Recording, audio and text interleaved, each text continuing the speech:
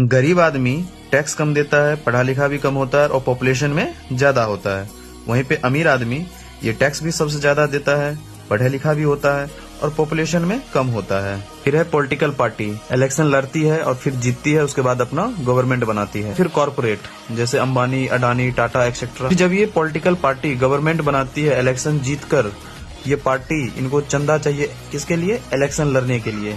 इसको चंदा कहाँ से मिलेगा? कॉर्पोरेट से। कॉर्पोरेट पैसा क्यों देती है? क्योंकि गवर्नमेंट बनने के बाद चाहिए इनसे हेल्प। फिर ये पॉलिटिकल पार्टियां कॉर्पोरेट से पैसा लेकर प्रचार करने के लिए कहाँ जाती है? गरीबों के पास। अमीरों के पास नहीं जाती। क्यों? क्योंकि ये पॉपुलेशन में भी कम होते हैं और इनकी डिमांड भी बहुत ज्यादा होती है। इनको रोड चाहिए, इंफ्रास्ट्रक्चर बेहतर चाहिए, हॉस्पिटल चाहिए, डेवलपमेंट चाहिए, एजुकेशन चाहिए। वहीं पे गरीब को क्या है? गरीब इनमें से किसी भी चीज की डिमांड नहीं करती।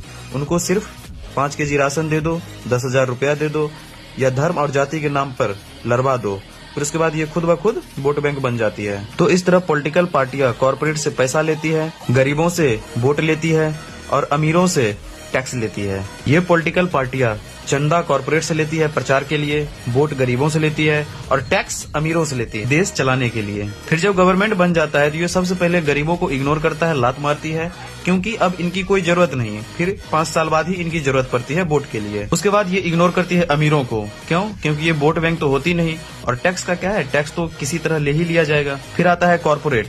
कॉर्पोरेट का क्या है? ये इलेक्शन में गवर्नमेंट बनाने में पार्टीज को हेल्प कर रही होती है। तो अब गवर्नमेंट बनने के बाद कॉर्पोरेट को चाहिए हेल्प। क्यों?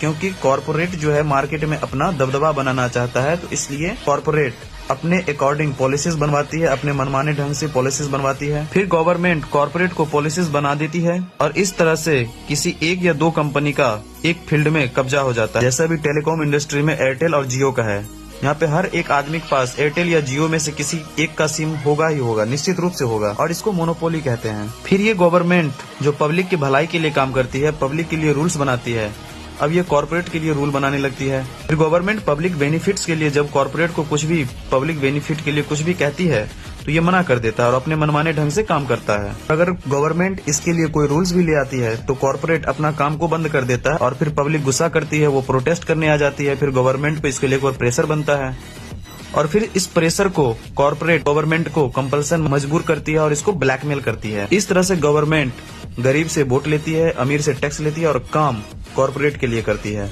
इसलिए जितने भी पढ़े लिखे लोग हैं गवर्नमेंट पे नजर बनाए रखे, उनकी कमियों को ढूंढे, क्योंकि गरीब आदमी को तो डेवलपमेंट से कोई मतलब नहीं है, इनको एजुकेशन से भी मतलब नहीं है, इनको सिर्फ 5 केजी राशन और 10,000 रुपया अकाउंट में मिल जाए, धर्म और जाति के नाम पर डिबेट करने को मिल जाए और यही इनको अच्छे दिन लगता है।